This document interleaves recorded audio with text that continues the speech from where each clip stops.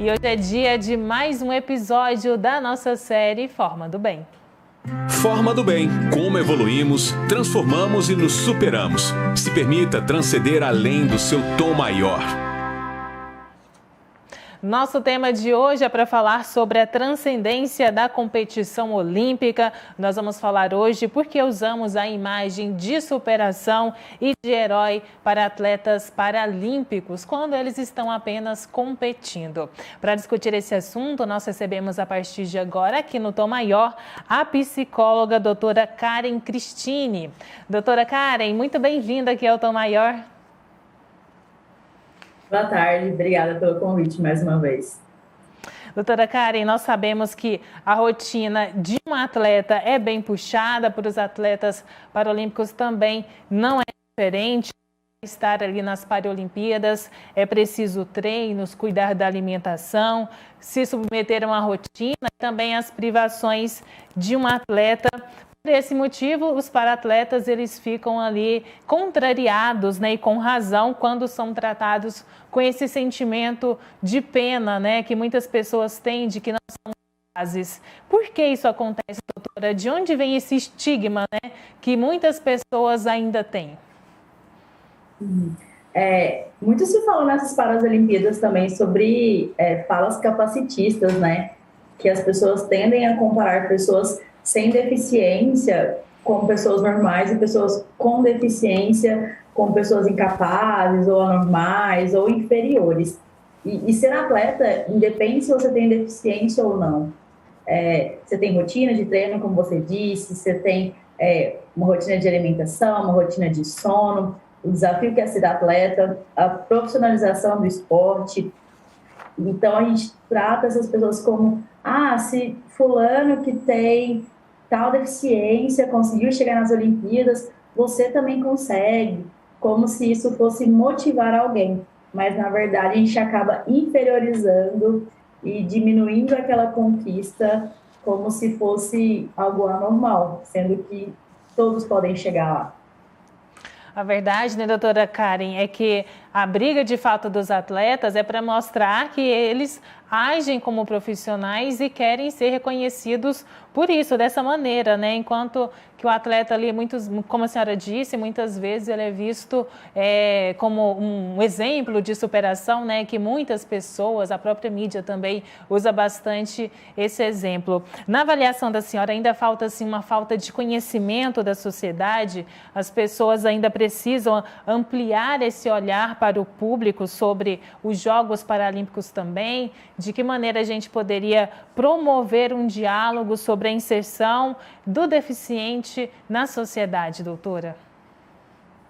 É interessante que, se a gente fala do Brasil, um país que tem mais de 45 milhões de pessoas com deficiência, a gente precisa de falar disso, né, sobre essa inserção. E assim, trazer o esporte paralímpico como algo que seja acessível para todas as pessoas. O que a gente faz quando as crianças estão na fase escolar e tem alguma deficiência? A gente inclui ou a gente exclui? A gente mostra que elas têm possibilidade de praticar esportes que existem nas Paralimpíadas, mas que não existem nas Olimpíadas? A gente tem o bocha, tem o goalball, tem o fut-5. Então, assim, como que a gente apresenta esses esportes? Porque são esportes e a gente não fala sobre. Então, a gente precisa trazer isso para a sociedade. Como que a gente mostra esses campeonatos? O vôlei sentado, como a gente mostra ele, o time que treina aqui em Goiânia, tem vários atletas que são do estado. Como a gente mostra o basquete em cadeira de rodas. Tornar isso mais público, apresentar para a sociedade que isso existe e que isso é muito praticado e que tem pessoas que praticam pelo Brasil inteiro. Tornar isso comum, porque, afinal de contas, é algo comum. Só não tem a mesma visibilidade. Outro ponto, doutora, ainda falando sobre esse sentimento de pena, né, que muitas pessoas têm, isso também pode acontecer, às vezes, com o próprio atleta, ele mesmo ter esse tipo de sentimento em relação a ele mesmo? Acontece. Sabe o que acontece? Se a gente for pensar, quem nunca tem pena de si mesmo em alguns momentos, dependendo da situação? Então, é bem comum também. Só que aí vai da pessoa aprender a lidar, daquele atleta aprender a lidar com aquilo. E dificilmente você vê um atleta olímpico, paralímpico, sentir pena de si mesmo pela trajetória. Muitas das vezes eles buscam uma equidade, né? Oportunidade de treinar, lugares mais adequados, lugares acessíveis, uma prática, um suporte, políticas públicas que insiram eles, né? Então, eles estão ali para buscar direitos, e isso não tem necessariamente a ver com pena, né, da própria história.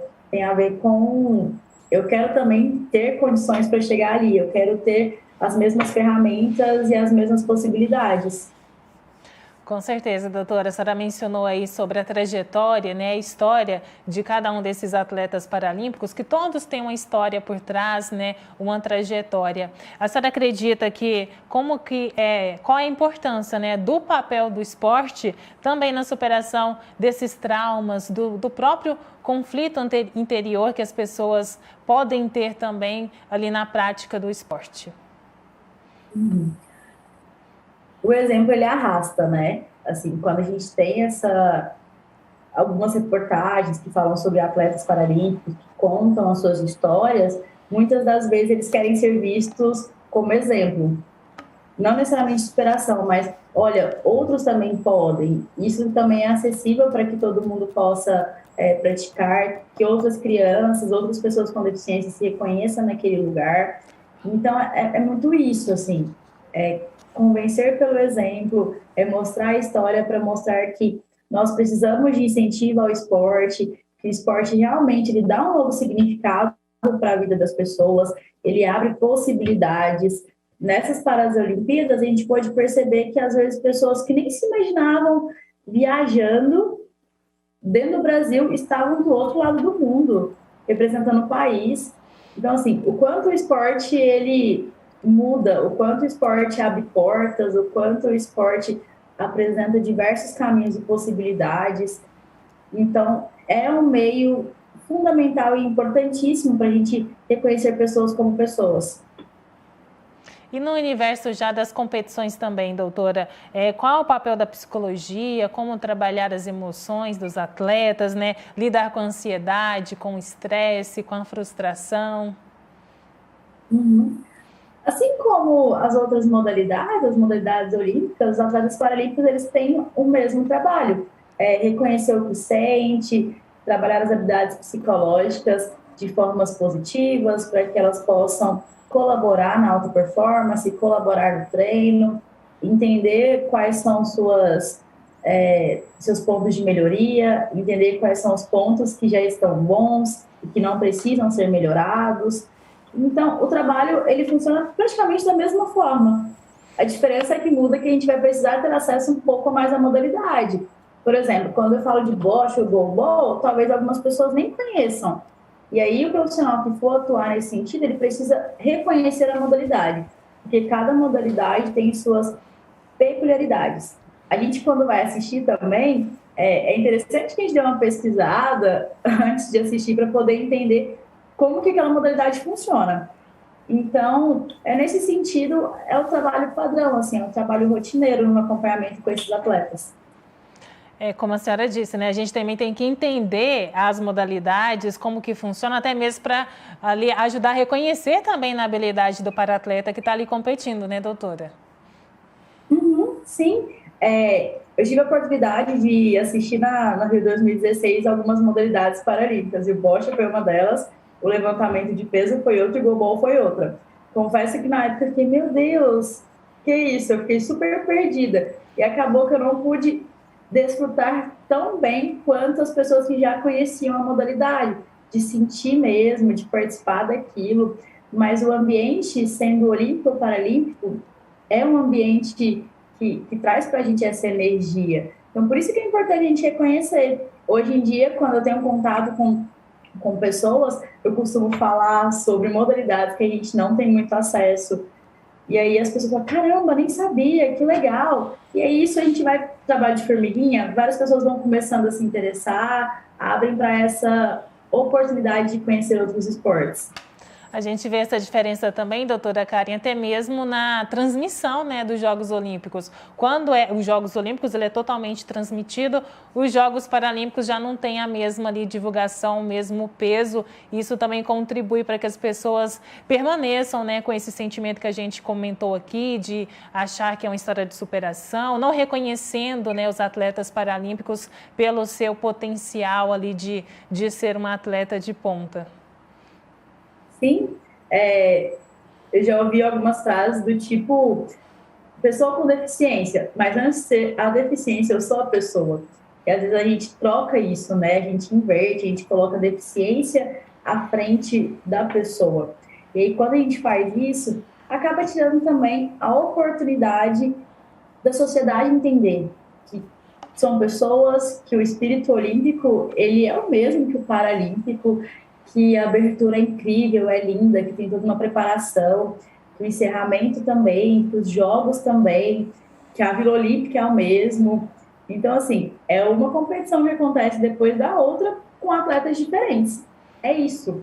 Então, a gente precisa trazer esse senso comum, assim, de que, ok, vamos mostrar na televisão, vamos falar sobre, vamos falar no rádio, vamos acompanhar também pelas mídias sociais. Então, a gente tem a oportunidade de buscar também esses esportes.